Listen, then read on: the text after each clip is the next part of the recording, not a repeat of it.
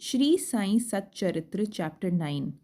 Effect of compliance and non-compliance with Baba's orders at the time of taking leave, a few instances, mendicancy and its necessity, devotee Tarkhad's family experiences, Baba fed sumptuously. At the end of the last chapter, it was briefly stated that the bhaktas who obeyed Baba's orders at the time of taking leave fared well, and those who disobeyed them suffered many a mishap. This statement will be amplified and illustrated with a few striking instances and by other matters dealt with in this chapter. Characteristic of Shirdi pilgrimage. One special peculiarity of Shirdi pilgrimage was that none could leave Shirdi without Baba's permission, and if he did, he invited troubles. But if anyone was asked to quit Shirdi, he could stay there no longer. Baba gave certain suggestions or hints when the devotees went to bid goodbye and take leave. These suggestions had to be followed. If they were not followed or were departed from, accidents were sure to befall them. We give below a few instances. Tatya Kote Patil. Tatya Kote was once going in a tonga to Kopargaon Bazaar. He came in a haste to the masjid, saluted Baba, and said that he would go to Kopargaon Bazaar. Baba said, "Don't make haste. Stop a little. Forget the bazaar. Don't go out of the village." On seeing his anxiousness to go, Baba asked him to take Shama, Madhav Rao Deshpande, with him. Not minding this direction, Tatya Kote immediately drove off his tonga. Of the two horses, one which cost rupees 300 was very active and restless. After passing Savli Vihir, it began to run rashly, got a sprain in its waist, and fell down. Tatya was not much hurt, but was reminded of Mother Sai's direction. On another occasion, while proceeding to Kolhar village, he disregarded Baba's direction and drove in a tonga, which met a similar accident.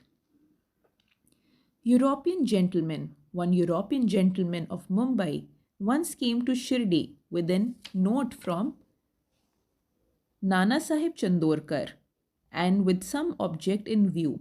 He was comfortably accommodated in a tent. He wanted to kneel before Baba and kiss his hand. Therefore, he thrice tried to step in the masjid thrice. But Baba prevented him from doing so. He was asked to sit in the open courtyard below and take Baba's darshan from there. Not pleased with the reception he got, he wanted to leave Shirdi at once and came to bid goodbye. Baba asked him to go the next day and not to hurry. People also requested him to abide by Baba's instructions. Not listening to all this, he left Shirdi in a tonga. The horses ran all right, but when Savli Vihir was passed, a bicycle came in front, on seeing which the horses were frightened and ran fast. The tonga turned topsy-turvy and the gentleman fell down and was dragged over some distance. He was immediately rescued but had to go and lie in the Kopargaon hospital for the treatment of his injuries. Such experiences were legion, and people learnt the lesson that those who disobeyed Baba's instructions met with accidents in one way or the other, and those who obeyed them were safe and happy. The necessity of mendicancy. Now, to return to the question of mendicancy, a question may arise in the minds of some that if Baba was such a great personage, God manifest, why should he have taken recourse to begging bowl throughout his life? This question may be considered and replied from two standpoints. First, who are the people who have the right to live by the begging bowl? Our Shastra says those persons who, after getting rid of or becoming free from three main desires, for progeny, for wealth, for fame, and accept sannyas, are the fit persons to live by begging alms. They cannot make cooking arrangements and dine at their home. The duty of feeding them is laid on the shoulders of householders. Sai Baba was neither a householder nor a vanaprastha. He was a celibate sannyasi from boyhood.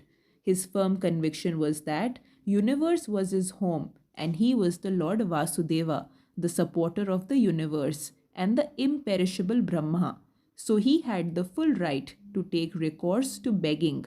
Now, from the standpoint of Panchashuna, five sins and their atonement, we all know that in order to prepare foodstuff and meals, the householder have to go through five actions.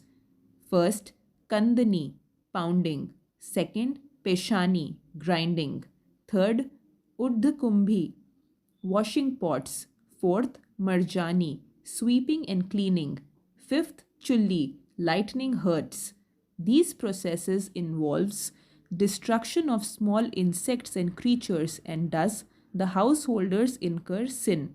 In order to atone of his sin, our Shastras prescribe six kinds of sacrifices.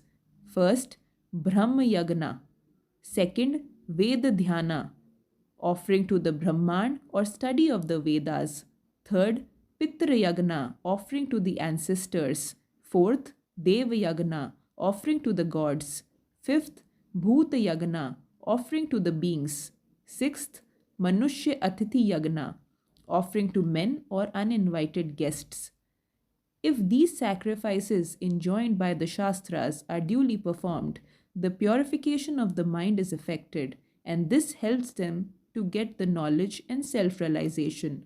Baba, in going from house to house, reminded the inmates of their sacred duty, and fortunate were the people who got the lessons at their homes from Baba. Devotees' experiences. Now returning to the more interesting subject, Lord Krishna has said in Bhagavad Gita, "Whosoever devoutly offers to me a leaf, a flower, or a fruit, or water, of that pure hearted man, I accept that pious offering." In the case of Sai Baba, if a devotee intended really to offer anything to Sai Baba, and if he afterwards forgot to offer the same, Baba reminded him or his friend about the offering and made him bring it to him, and accepted it and blessed the devotee. A few instances are given below. Tarkhad family, father and son. Mr. Ramchandra Atmaram Alai Baba Sahib Tarkhad, formerly a Prathana Samajist, was a staunch devotee of Baba. His wife and son loved Baba equally or perhaps more. It was once proposed that Master Tarkhad should go with his family, his mother, to Shirdi and spend his summer vacation there. But the son was unwilling to go, as he thought that in the case he left his home in Bandra, the worship of Sai Baba in the house would not be properly attended to, as his father, being a Prathana Samajist, would not care to worship Sai Baba's picture. However, on his father giving an assurance under oath that he would perform the worship exactly as his son was doing, the mother and the son left for Shirdi on a Friday night. Next day, Saturday, Mr. Tarkhad got up early, took his bath, and before proceeding with the puja, prostrated himself before the shrine and said, "Baba, I am going to perform the puja exactly as my son has been doing, but please let it not be a formal drill." Saying so, he performed the puja and offered a few pieces of lump of sugar as nevadya offering. The sugar was distributed at the lunchtime. That evening and the next day, Sunday, everything went on well. The following Monday was a working day and it also passed well. Mr. Tarkhad, who had never performed puja like this in all his life, felt great confidence within himself and that everything was passing on quite satisfactorily as per the promise given to the son. Next Tuesday, he performed the morning puja as usual and left for his work. Coming home at noon, he found that there was no prasad, sugar, to partake of when the meal was served. He asked the servant cook, who told him that there was no offering made that morning and that he had completely forgotten to perform that part of the puja, offering nevadya. At this, he left his seat and prostrated himself before the shrine, expressed his regret, at the same time chiding Baba for the want of guidance in making the whole affair a matter of a mere drill. Then he wrote a letter to his son, stating the facts and requested him to lay at Baba's feet and ask his pardon for the neglect. This happened in Bandra at about Tuesday noon. At the same time, when the noon aarti was about to commence in Shirdi, Baba said to Mrs. Tarkhad, "Mother, I had been to your house in Bandra with the view of having something to eat. I found that the door was locked. I somehow got an entry and found to my great regret that Bhau, Mr. Tarkhad, had left nothing for me to eat, so I have returned with my hunger unappeased." The lady did not understand this, but the son, who was close by, understood the whole thing, that there was something wrong with the puja in Bandra, and he therefore requested Baba to permit him to go to home. Baba refused this, but allowed him to perform the puja there. Then the son wrote a letter to his father, stating all that took place at Shirdi, and implored his father not to neglect the puja at home. Both these letters crossed each other and were delivered to the respective parties the next day. Is this not wonderful? Mrs. Tarkhad. Let us now take up the case of Mrs. Tarkhad herself. She offered three things: bharit, roasted brinjal mixed with curd and spice; kacharya, circular pieces of brinjal fried in ghee; peda, sweet meat ball. Let us see how Baba accepted these. Once Mr. Raghuveer Bhaskar Purandare of Bandra, a great devotee of Baba, started for Shirdi with his family. Mrs. Tarkad went to Mrs. Purandare and gave her two brinjals and requested her to prepare bharit of one brinjal and kacharya of the other when she went to Shirdi and serve Baba with them. After reaching Shirdi, Mrs. Purandare went with her dish of bharit to the masjid when Baba was just sitting for the meals. Baba found the bharit very tasty, so he distributed it to all. And he wanted kacharya now. A word was sent to Radha Krishna Mai that Baba wanted kacharya. She was in a fix, as that there was no season of brinjals. How to get the brinjals was the question. When an inquiry was made as to who bought the bharit, it was found that Mrs. Purandare was entrusted with the duty of serving kacharya. Everybody then came to know the significance of Baba's inquiry regarding kacharya and was wonderstruck at Baba's all-pervasive knowledge.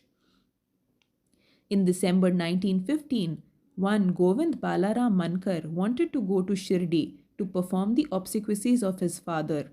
Before he left, he came to see Mr. Tarkhad. Then Mrs. Tarkhad wanted to send something with him to Baba. She searched the whole house but found nothing except a peda, which had already been offered as Nevadya. The boy Govind was in mourning. Out of great devotion to Baba, she sent the peda with him, hoping that Baba would accept it and eat it. Govind went to Shirdi and saw Baba but forgot to take the peda with him. Baba simply waited. When again he went to Baba in the afternoon, he went empty-handed, without the peda. Baba could wait no longer and did ask him straight, "What did you bring for me?"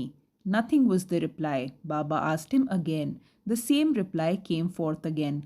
Then Baba asked him the question, "Did not the mother, Mrs. Tarkhad, give some sweet meat to you for me at the time of your starting?"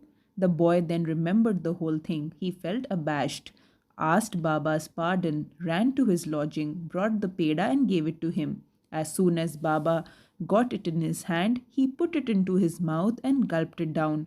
Thus the devotion of Mrs. Tarkhad was recognized and accepted. As men believe in me, so do I accept them, was proved in this case. Baba fed sumptuously. How? Once Mrs. Tarkhad was staying in a certain house in Shirdi. At noon meals were ready and were being served, when a hungry dog turned up and began to bark. Mrs. Tarkhad got up at once and threw a piece of bread, which the dog gulped with great relish. In the afternoon, when she went to the masjid and sat at some distance, Sai Baba said to her, "Mother, you have fed me sumptuously. My famished pranas, life forces, have been satisfied. Ever act like this, and this will stand you in good stead. Sitting in this masjid, I shall never speak untruth. Take pity on me like this. First give the bread to the hungry and then eat yourself. Note this well." She could not understand at first the meaning of what Baba said. So she replied, "Baba, How could I feed you? I am myself dependent on others and take my food from them on payment. Then Baba replied, eating that lovely bread, I am heartily contented and am still belching. The dog which you saw before the meals and to which you gave the piece of bread is one with me. So also other creatures, cats, pigs, flies, cows, etc., are one with me. I am roaming in their forms. He who sees me in all creatures is my beloved. So abandon the sense of duality and distinction and serve me as you did today. Drinking these nectar like words, she was moved. Her eyes were brimmed with tears. Her throat was choked, and her joy knew no bounds. Moral of the story is that see God in all beings. The Upanishads and the Gita and the Bhagavad all exhorts us to perceive God or divinity in all the creatures.